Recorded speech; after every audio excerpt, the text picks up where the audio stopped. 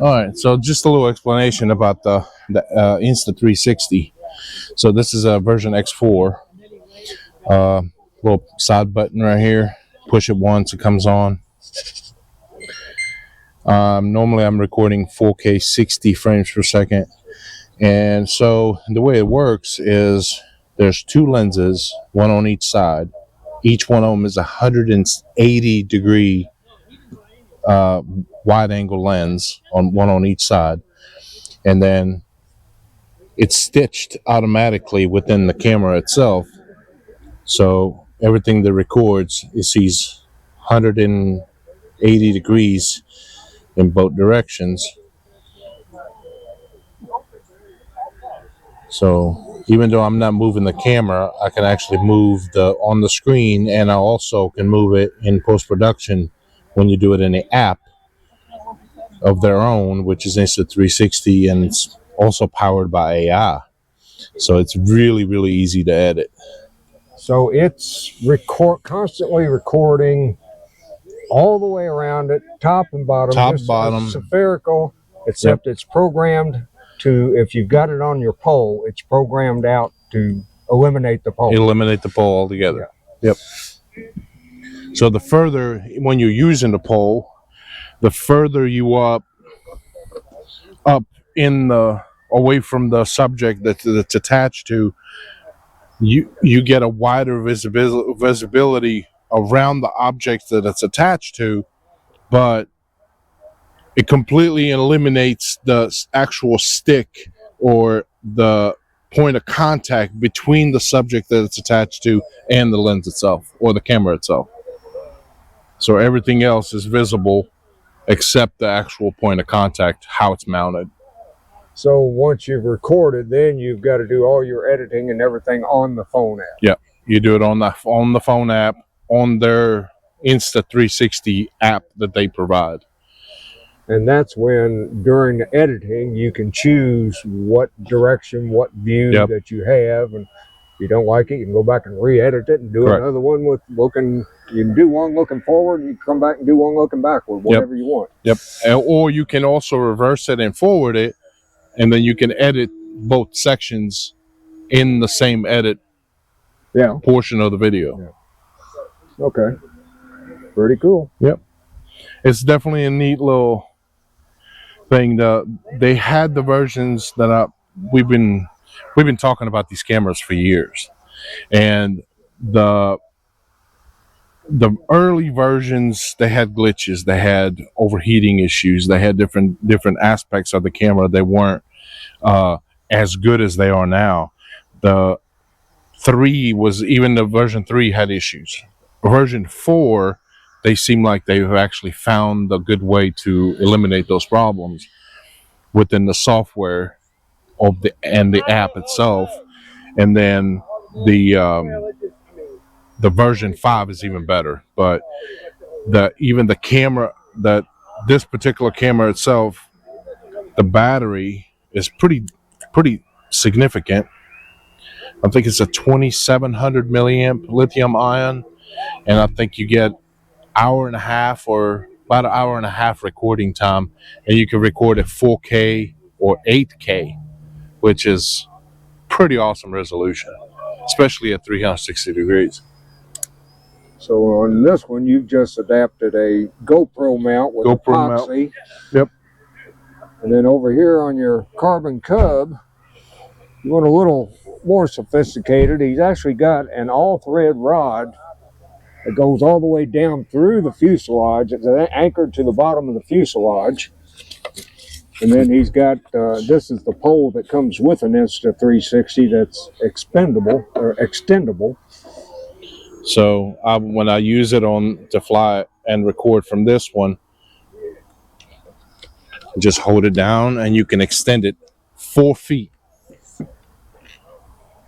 So that's pretty tall.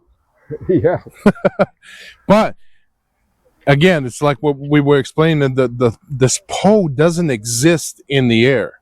So it almost, it looks like the camera is suspended in the air without the stick being there at all when you actually watch the video.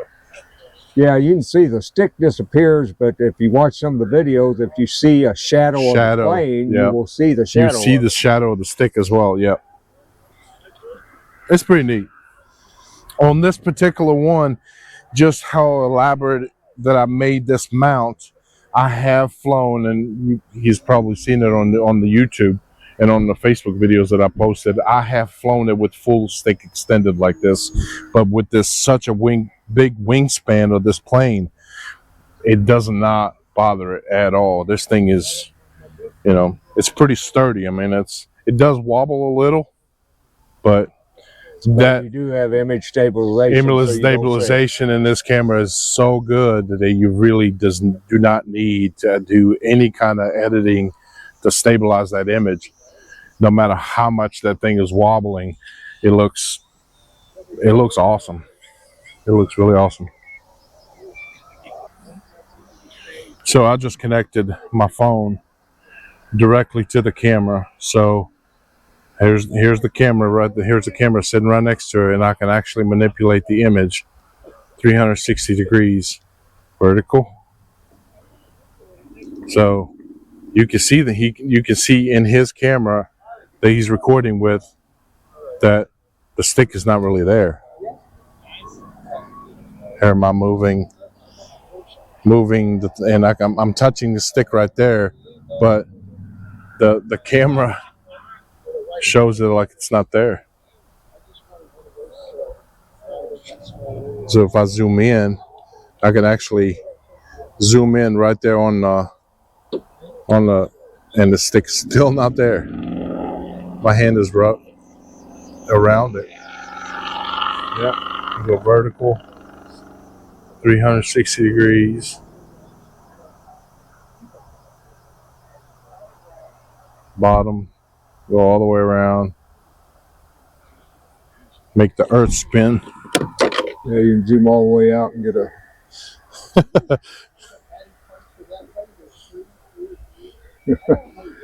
That's pretty neat. I think that's what fooled some people that weren't familiar with the technology. They thought, well, this has got to be AI, or else it's got to be a drone, because it looks like it detaches from the plane, but it's really not. My head looks like looks like my head looks like a balloon. Bobblehead. Yeah, but that's basically it. 360 degrees. And let's see if I can bring it down.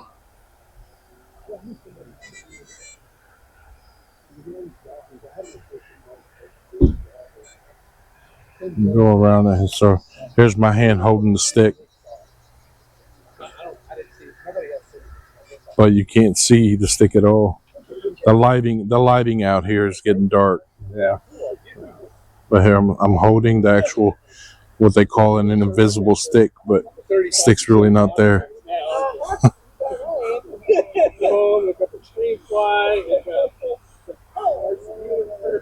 Yeah. Or you can drop it all the way down.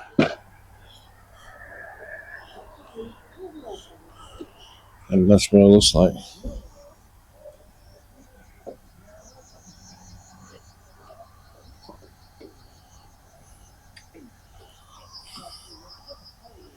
Now, if you notice, it is a little distorted right here.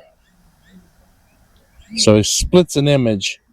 So there's about maybe 1/16 of an inch of that sticker that's missing. Yeah. The way the stitch is. With two images are stitched together. Yeah. But still, that's still pretty good. Yep. All right, cool. Well, that's how Sausa's been getting these incredible. That's how I've been getting those videos. pretty awesome videos from above the airplanes we've been flying. All right, thanks a lot. See ya.